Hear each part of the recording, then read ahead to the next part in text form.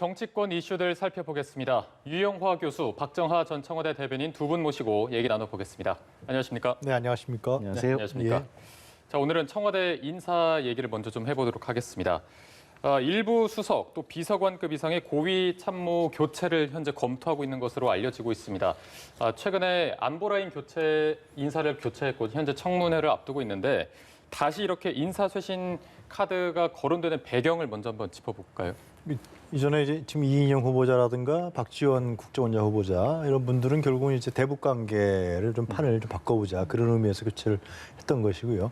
이번에 나오는 부분들은 이제 언론에 보도된 바에 따르면은 최근에 이제 부동산 문제라든가 다른 여타 문제로 대통령 지지율이 좀 떨어지고 여권의 지지율이 국민적으로부터 좀 떨어지는 거 아니냐 이걸 돌파해보자 그런 카드로서 일단 청와대에 좀 쇄신을 하자 그래서 좀 한 5명 정도의 금주내 하겠자 이런 의견이 나오는데요. 정무수석으로 있는 강기정 수석은 좀 교체가 확실한 거 아니냐 이런 얘기가 나오는 것 같고요. 뭐 저도 뭐 언론 보도를 봤습니다만 네네.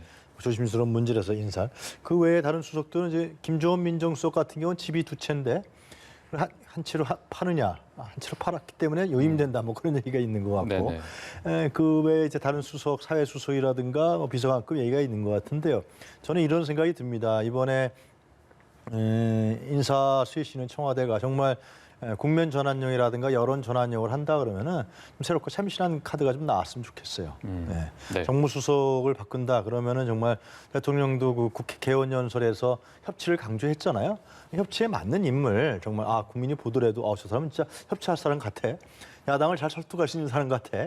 그러한 인물들 그냥 돌고 돌아서 내부에서 하지 말고요. 좀 그런 성격이 있었으면 좋겠고 나머지 수석들도 만약 교체를 한다 그러면은 좀 더 새롭고 참신한 인물에 의해서 어차피 정치는 그 정책을 암시하는 거고 국민적 신뢰를 다시 회복하는 거기 때문에 그리고 하나만 더 부연한다 그러면 이번에 청와대가 교체된다 그러면 예를 들면 이제 이인영, 박지원 이런 분들의 청문회가 끝난 다음에는 과연 내각은 어떻게 할 것이냐 문제를 다시 한번 짚어볼 수가 있습니다. 과연 이제 코로나19 문제가 안정화됐을 때 과연 내각도 이 코로나19 과정을 겪으면서 이 장관들의 이 밑바닥도 다 드러나지 않나 저 싶은데 이가 능력이라든가 자질이라는 능력이라든가 집권 후반기 문재인 정부의 집권 후반기를 끌어갈 수 있는 장관들의 카드는 또 어떻게 돼야 될 것이냐 이런 부분도 청와대나 대통령이 고민해서 하나하나 준비를 해나가야지 않을까 그런 생각이 듭니다. 지금 내각까지 이야기를 해주셨는데 사실 그동안 문재인 대통령의 인사 방식을 보면 언론에서 개각이 필요하지 않냐라고 맞아요. 이야기를 해도 본인의 인사 스타일을 고집하고 웬만하면 바꾸지 않는다 뭔가 이런 맞아요. 이야기가 많았거든요. 근데 이번에 보면은 뭔가 이야기가 나오지 않았는데도 알아서 교체 기류가 나오는 건 왜라고 보십니까? 일단은 그만큼 현재 지금 뭐 부동산 문제나 아니면 고 박원순 시장과 관련한 그 국민들의 그 민심 이반 현상에 대해서 청와대가 좀 많이 깊숙이 생각하고 있는 부분이 있는 것 아닌가라는 생각이 우선 하나 들고요.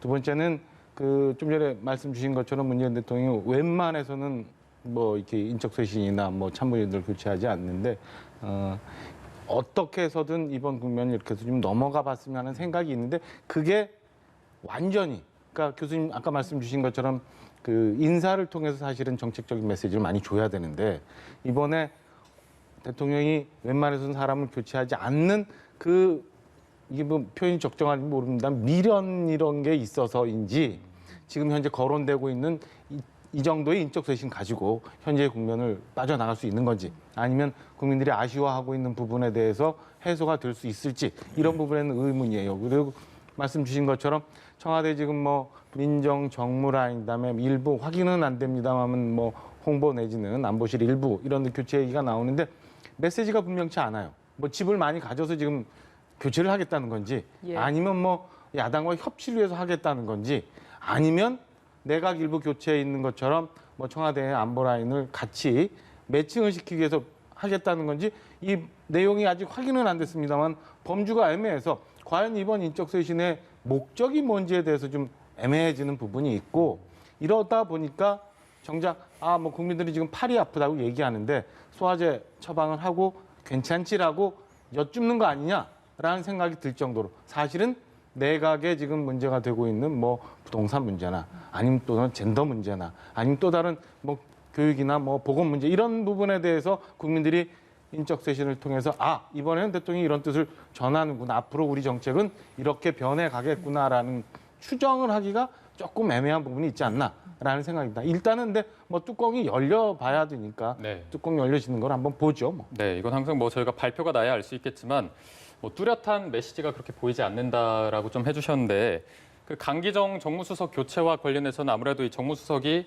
야당과의 소통 창구라고 할 수 있는데 최근에 또 야당과의 협치를 강조하지 않았습니까? 아무래도 그러면 좀 협치를 강조하는 인물 이 부분으로 좀 내정을 하지 않을까요? 그렇겠죠. 그러니까 지금 조금 전에 제가 말씀드렸습니다만은 지금 문재인 정부의 이제 집권 후반기에 각종 정책들, 특히 이제 지금 그린 뉴딜이라든가 디지털 뉴딜, 한국형 뉴딜 정책을 현황하기 위해서는 국회에서 입법으로 이것이 보완되지 않는 한 그 정책이 추진될 수가 없는 거예요. 굉장히 관련 입법들이 보완돼야 되거든요. 뭐 공수처도 그렇고 그래서 그러려면 이제 결국은 국회에서 이 문제가 풀려나가야 되고 야당의 협력이 필요한 거죠. 그래서 그때 주호영 원내대표를 처음 그 청와대에서 만났을 때 예. 주호영 원내대표가 제 얘기로는 정무장관을 얘기했던 것 같아요. 제안을 했어요. 예, 제안했는데 예. 그 자리에서 대통령이 노영민 실장한테 한번 검토해 보세요 그랬었단 말이죠. 그런 부분들, 그러니까 야당의 요구를 그러니까 정무장관, 정무수석 갖고 좀 부족한 거 아니냐 그런 것이 주호영 원내대표의 지적이었단 말이죠. 그래서 이번에 정무수석을 교체 검토라고 나오던데요. 좀 아까 연합의 우리 자막에는 정무수석을 교체한다 그러면 지금 거론되는 인물은 언론에 뭐 박수현 전 대변인이라든가 뭐 최재성 전 의원 이렇게 거론되는데요. 하여튼 뭐 대통령의 인사권이니까 어떻게 할지 모르지만 정무수석만큼 협치를 할 수 있는 그런 좀 발도 넓고 말이죠. 야당하고 인간적으로 좀 친하고 정치라는 게 이게 기본적으로 인간적으로 친해야 되거든요. 예. 관계이기 때문에. 그래서 저녁에 만나서 이렇게 막걸리도 한잔하면서 속 얘기도 할 수 있는 이러한 사람이 정무수석에 앉혀서야 좀 야당과 협치 가능성도 무엇이 야당이 궁금해하는지 이런 부분들을 그러면 갖고서 국정 운영에 반영해서 통합이라든가 이런 거 나갈 수 있다. 특히 국회와의 관계, 대국회의 관계가 제일 중요하겠죠. 예. 사실 이 정무수석 자리 자체가 이 국회와 청와대 가교 자리라고 할 수 있는데 그렇죠.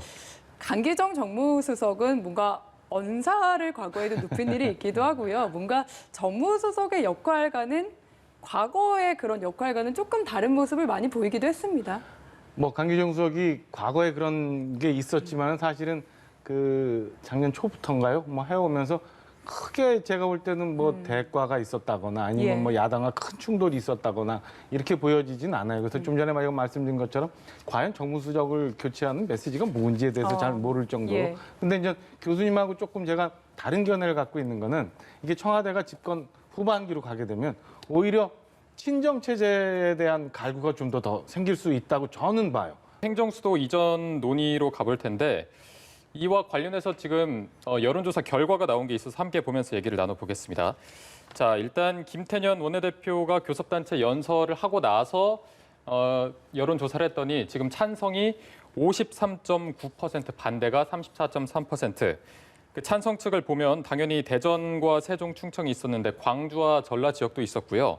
또 민주당 지지층 그리고 좀 젊은 층에서 평균적으로 찬성 비율이 높았습니다. 지금 이 결과는 어떻게 보십니까? 이게 찬성 비율이 높은 지역이 지방이 크잖아요. 그러니까 이 서울과 서울 수도권과 지방의 이 격차, 양극화 현상이 갈수록 심해지고 있기 때문에 이걸 하여튼 풀어 나가야 되는데 그것이 이제 수도를 옮김으로 인해서 이걸 풀어보자고 하는 그런 노력에 대해서 찬성표를 던진 거죠. 찬성 메시지를 넣은 건데요. 결국은 국토의 균형적 발전에 대한 문제. 저는 이제 만약에 수도가 옮긴다 그러면은 뭐 쉬운 문제는 아닙니다만은 상당히 상징성이 있는 것이죠. 국토를 균형적으로 발전시키겠다라는 그런 의미에서 아마 국민들도 호감도가 있는 것 같아요.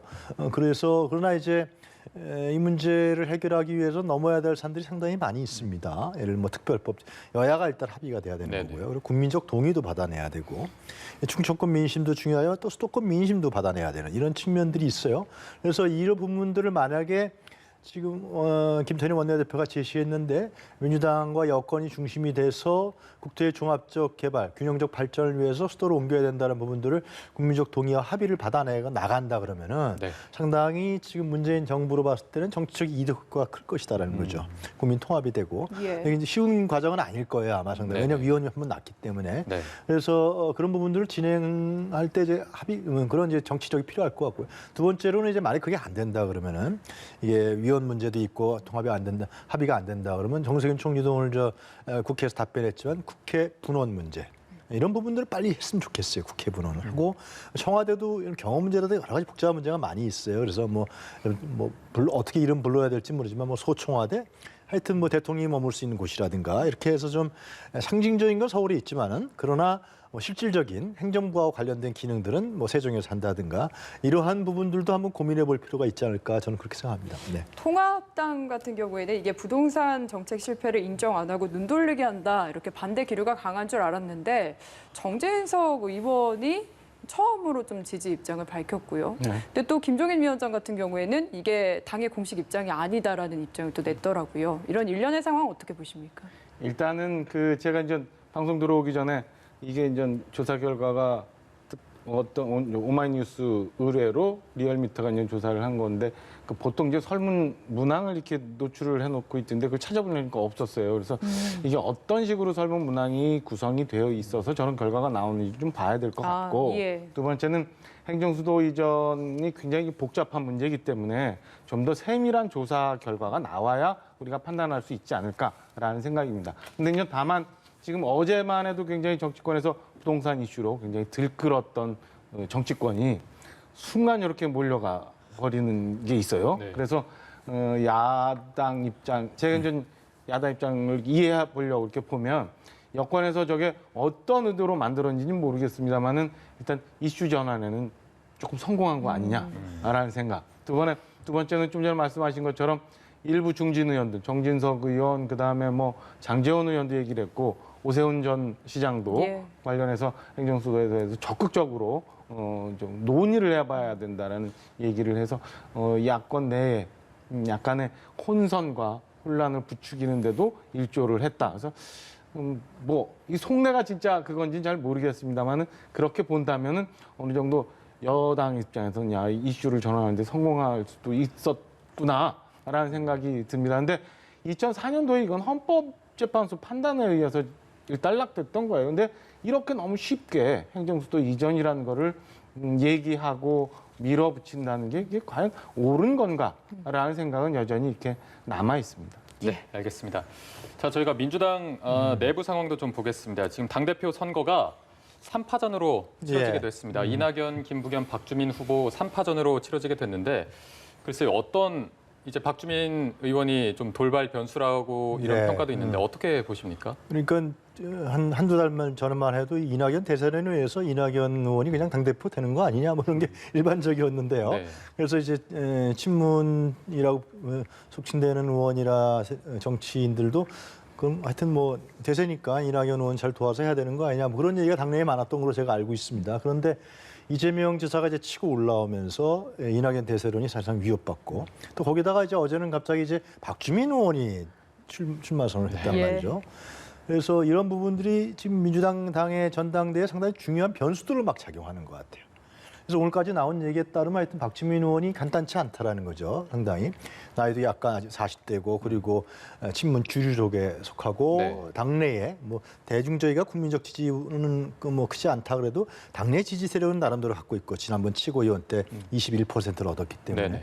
그렇기 때문에 이 친문 세력에게 좀 뭐라 그럴까 구애 작전이라고 할까요? 상당히 구애 작전 러브콜을 보냈던 이낙연, 김부겸 이 두 의원이 좀 셈법이 복잡해져 버렸어요, 굉장히. 예.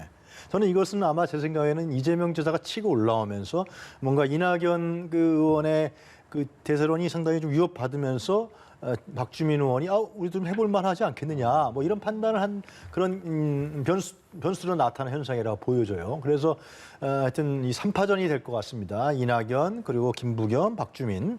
그래서 이제 한 달 정도 남았는데요. 또 어떤 다른 변수가 나올지는 모르겠죠. 그러나 제가 한 말씀만 좀 드리고 싶은 거는 최고위원 선거도 같이 하는데요. 최고위원들도 이번엔 쟁쟁한 것 같아요. 근데 이 대권 후보들 간의 문제, 서로 간의 견제 이런 부분들로 되는데 과연 좀 민주당 당원들이 이번에 권리당원과 대의원들이 이제 많은 표를 행사하게 되는데 이번에 민주당 전당대회, 이번에 민주당 대표와 최고위원들을 어떤 사람들 뽑아야 될 것이냐는 부분에 한번 자성적 고민에 좀 들어갔으면 좋겠어요. 지금 거대 여당, 또 문재인 집권 후반기, 또 동력이 좀 많이 상실된 문제, 그리고 어떻게 민주당을 대선을 향해서 안정적으로 책임 있게 관리해가면서 또 쇄신과 혁신을 만들어 나가면서 국민적 신뢰를 만들어 나갈 거냐. 여기에 적합한 후보는 누구시냐. 그리고 전당대회는 어떻게 또 만들어져야 될 것이냐. 이런 부분들을 좀 당원들이 고민하면서 좀 몰고 가는 그런 분위기가 됐으면 좋겠다 그런 생각합니다. 네. 지금 이야기하는 중간중간 와중에 화면 안에도 이낙연, 김부겸 후보 중간에 지금 박주민 의원이 들어가니까 갑자기 확 몸값이 올라갔다라는 느낌이 들기도 하거든요. 몸값도 올라가고 일단 한번 뭐 엊그제까지만 해도 한번 보면 우리가 돌아보면은 전당대회라는 게 당에 굉장히 중요한 행사고 이벤트를 통해서 굉장히 흥행을 몰이를 해야 되는데 전당대회에 대한 관심이 크게 높지는 않았어요. 오히려 이재명 지사의 대법원 확정 판결로 인해서 대권 얘기가 훅 넘어갔었거든요. 예. 이러다 보니까 이제 거기에 이제 이낙연 대세론을 통해서 쭉 오던 그 분위기가 좀 다 가라앉아 있었는데 박주민 의원이 딱 들어가면서 이게 관심이 들어가는 거예요. 그러니까 그 민주당의 이제 전당대회가 대표는 별도로 뽑고 최고위원은 또 별도로 뽑아요. 근데 박주민 의원이 지난번 전당대회에서 재선임에도 불구하고 지난번이 초선이었죠. 초선임에도 불구하고 최고위원에서 1위를 합니다. 1위를 해서 예. 1위 최고위원이 돼요. 그러니까 그만큼 이 소위 말하는 민주당 권리당원 열성 친문 진영에서 굉장히 이 표가 많이 있기 때문에 저는 결과가 어떻게 변하는 거 이전에 이미 전당대회에서 흥행을 올리고 소위 뭐 매기 효과라고 할 수 있나요? 뭐 이런 역할은 박주민 지금 최고위원이 굉장히 상당 부분 할 거다. 그래서 향후 전개되어 나가면서 그동안 있었던 이낙연 의원의 대세론, 그다음에 김부겸 전 의원의 대망론, 그다음에 이제 박주민 의원이 이제 어떤 역할을 하냐에 따라서 민주당의 전당대회도 국민들의 관심을 좀 끌어내는 데는 박주민 의원이 큰 역할을 할 거다라는 생각은 듭니다. 네. 좀 짧게 네. 그 이낙연 의원 같은 경우는 그동안 대세론이 좀 굳혀져 왔었는데 지금 예. 보면은 박주민 의원이라는 돌발 변수도 생겼고 또 이재명 지사의 선명성과도 계속해서 경쟁을 해야 돼서 네. 좀 여러 부분에서 도전을 받고 있다는 느낌이 들거든요. 그렇습니다. 아마 한 2달 전인가 하여튼 그 4월 총선 끝나고 이제 기억하시겠습니다. 이낙연 당시에 이제 전 총리가 전당대회를 해야 되냐 나가야 되냐 말아야 되냐 대표 가느냐 말아야 되냐 이거 논란이 많았잖아요. 네네. 제가 들은 바로는 이낙연 그 의원이 자기는 별로 그렇게 당대표가 나오고 싶지 않았던 얘기도 있었다 그래요. 근데 주변에서 여러 가지 얘기 있고 형사가 이렇게 간 건데 이제 이낙연 의원 쪽 입장에서 봤을 때는 이걸 어떻게 돌파하냐는 게 중요하겠죠. 근데 사실상 조직세가 별로 없기 때문에 민주당 내에 대표를 하면서 좀 조직을 만들어서 대선으로 가자. 뭐 이런 것이 일반적인 공식으로 논의됐었는데 그 논의되는 공식에 들어가기 전에 여러 가지 지금 돌발 변수를 만난 거죠. 네. 그래서 누차 말씀드렸습니다만 이 이낙연 정치력에 대한 문제. 지금 이재명 지사가 막 치고 올라오면서 이낙연 의원은 너무나 조심스러운 거 아니냐. 너무나 재는 거 아니냐. 예를 들면은 자기 소신 발언을 왜 안 하느냐. 자꾸만 이렇게 뭐 옆에 눈치만 보는 거 아니냐. 뭐 이런 얘기가 있는데 요즘은 또 다시 또 얘기를 해요. 이제는 또 얘기를 한단 말이죠.